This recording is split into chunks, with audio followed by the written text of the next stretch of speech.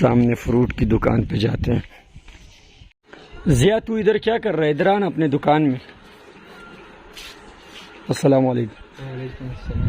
सबसे पहले केला यहाँ पे नजर नहीं आ रहा है। फ्रूट में क्या क्या है? सेब है। सिर्फ सेब है। तो एक काम कर, एक अच्छा सा दाना उठा के दे दे। रेट क्या है सेब का? 180। 180। ये तो बहुत बड़ा है यार, छोटा चाहिए। 180 बोला। ये आ गया कितने रुपए का?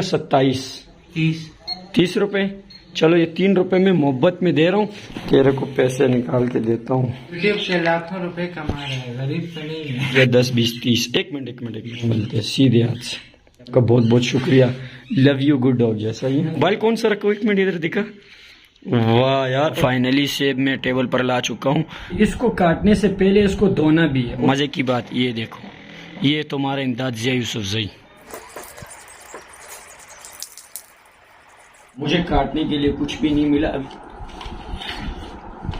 लेकिन एक बात है, मैंने दिल में पड़ी बिस्मिल्लाह। सेब की अगर बात की जाए तो बहुत ही ज्यादा जबरदस्त है। आप देख सकते हो बिल्कुल फोम।